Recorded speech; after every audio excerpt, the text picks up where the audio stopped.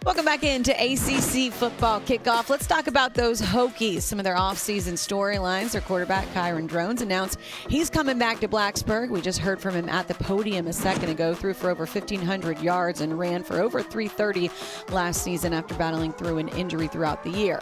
6-7 season last year, and so there's some change. Brent Pry went out and got him not one but two new coordinators. High expectations for them this season, and of course they went portaling as well. Picked up some new faces, including defensive lineman Ben Bell, racked up 13.5 sacks over the last 2 years at Texas State. Season opener, we heard Coach Pry talking about it, August 31st against South Carolina, little SEC, ACC battle. As you see, the Virginia Tech Hokies uniform right here behind us, and right here beside us, we have the man of the hour, their head coach, Coach Brent Pry, here with us now. Coach, always good to see you, and I know it's always a fun time of the year because fall camp and then the season is right around the corner, but I had the chance to talk to you a little bit about the off season and what you got to do with your guys.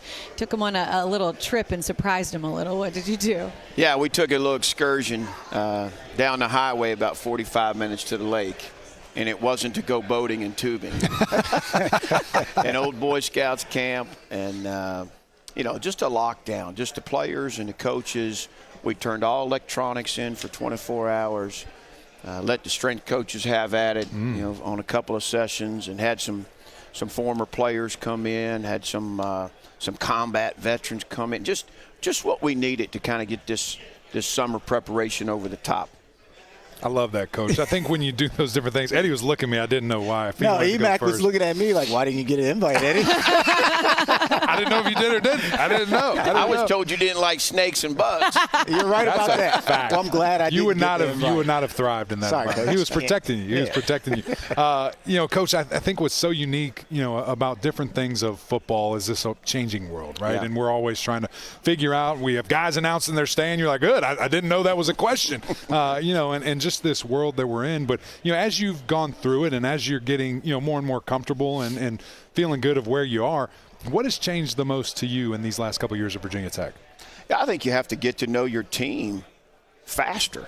You got to double down, which we've done on team building, because that aspect isn't lost in being an important ingredient in how you win games and how you have a good team. It's that brotherhood, right? That I know you were part of so much at Virginia Tech that's special about Tech. And so doubling down there and getting to know our players and the players getting to know one another, where there's that connection, there's those relationships that are so meaningful. We haven't lost that. We've worked really, really hard this offseason to make sure we have that type of team. I feel like that brotherhood has to be there because we saw the graphic and it said Drones returns. The fact that you have to try to keep these guys on a roster. Now, I know he was sought after. I know he was dealing with some injuries, but how did the conversation go with trying to keep him around? Yeah, first of all, I said, listen, I want you to come back because you believe you can be successful here. You have to trust me that we're going to get the right people in place around you, that we're invested there. And secondly, I want you to come back because you love it here, because you're happy here.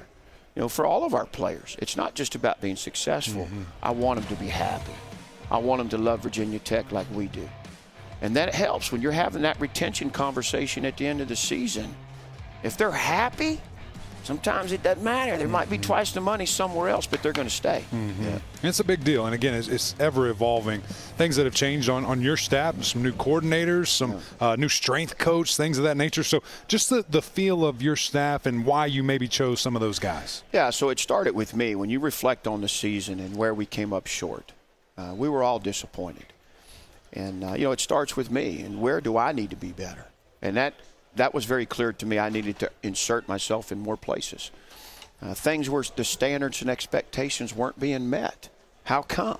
Let's identify the problem. And sometimes you can fix it with the people that are in place, and sometimes a change is in order. And, I'm excited about what Jarrett Ferguson brings to our program.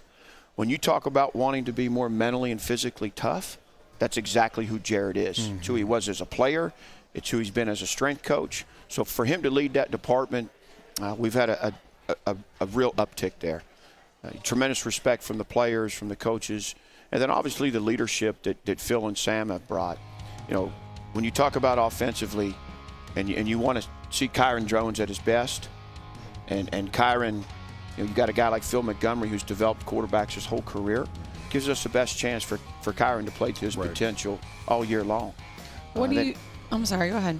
Well, I was going to say Sam Seifkis, a guy that had a unique experience at Wofford where they were the #1 defense in the league, #1 rush defense, running a 4-3, and then the next year they have to run a 3-4, and they do the same thing. They're #1 in total, #1 in run.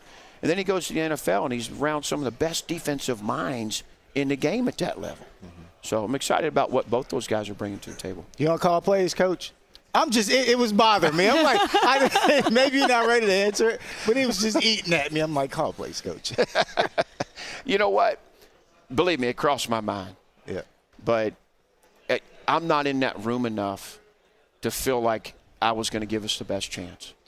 There's just so many things now that are on that desk that you're dealing with as a head coach. And I didn't think it was fair to our players or our coaches for me to do that. How have you learned to balance that more as you go? Well, first of all, hiring 2 coordinators that, it was when I was at my best at Penn State, man, you knew that defense like the back of your hand, and you were so confident in the plan and the process and what it needed to look like, and all the coaches knew exactly the blueprint and the play. I wanted 2 guys that could come in and give us that, so I was comfortable doing the things I needed to do over here for our team, and they could go lead that, lead their areas. And those 2 guys give us that. That doesn't mean I'm not trying to step in there when I can. I mean, I do. But there's plenty that I need to do a better job with, in our organization. And I trust those guys tremendously, and I think our players do too. What have you seen from the guys as they get ready for these new 2 coordinators, these new systems, as they really try and attack the transition here? I think the biggest thing is everybody left that 24 season feeling like we had something to prove. It started with disappointment, and then you turn it into a mindset to go prove what you're worth. And everybody's got a lot of pride. You know how Virginia Tech is. I mean, nobody comes to Virginia Tech to be 6 and 7. Right. You come there to compete for championships. As coaches and players. So, they've got a chip on their shoulder. And this is the most invested team we've had. This is a team that looks the most like what you want a Virginia Tech team to look like. So I couldn't be more excited about the promise of the team that we can be. We still got to have an unbelievable preseason camp, putting it all together. Right. Continuing to learn these structures and these schemes and to execute at a high level. And I know you have to go through camp, but this has been going through my mind as I talked to you. I jokingly asked you something before we started on air here. You're facing 2 opponents back-to-back in the season that have very similar quarterbacks, that want to do very similar things.